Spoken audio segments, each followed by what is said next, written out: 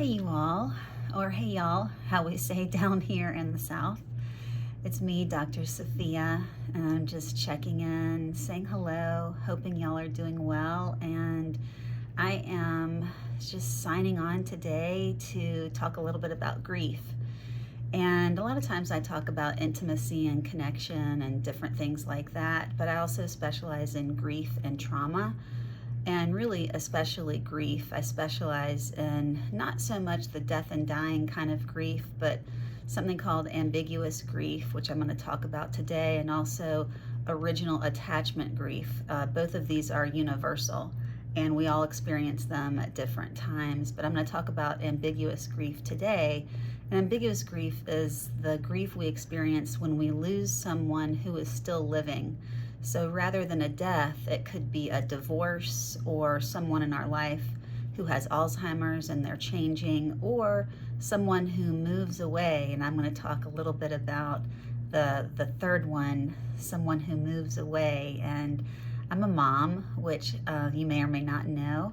And my son recently moved away. I have one child, one biological child. I've had other steps. One biological child, and he recently moved away as of last week, very suddenly, to fulfill his dream and go to dental school out west. And as a mom, I'm incredibly excited for him, and I'm just like thrilled to see the man he continues to become and what he does with his life. And I want nothing but good things for him, but I'm also experiencing some sadness and grief. And it really hit me, of course, the first few days after he left, because it's really been he and I kind of against the world for many, many years, since he was 2.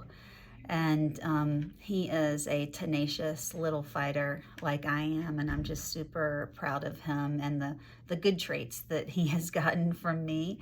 And but ambiguous grief is just like, it is real, people. It is real.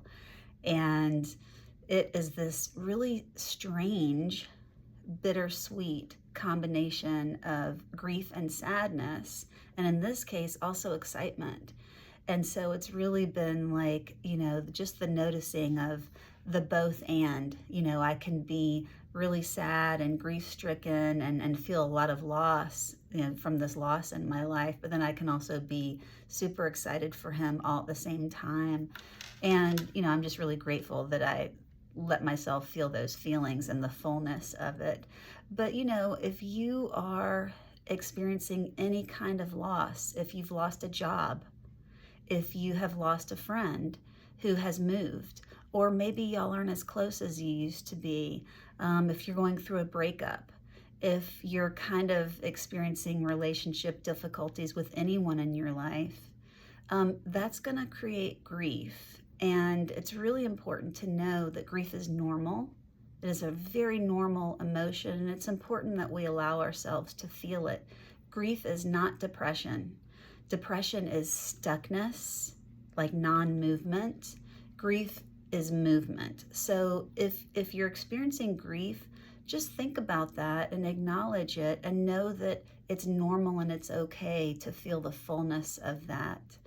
And just let yourself feel your feelings. Certainly talk to people if you need to. Cry it out. I cried and boo-hooed for 3 days straight, and it was just what the doctor ordered, just what I needed to do. And I talked with a girlfriend, I talked with my mom, I talked with my partner. It's all normal stuff. And I would let my son know I missed him, but I'm also just like overjoyed for him. So everybody's grief is different. Certainly I've experienced other kinds of ambiguous grief that is not joyful, like a divorce, not joyful at all. Or losing someone out of my life, my siblings, not joyful at all. So it's okay to feel that grief too.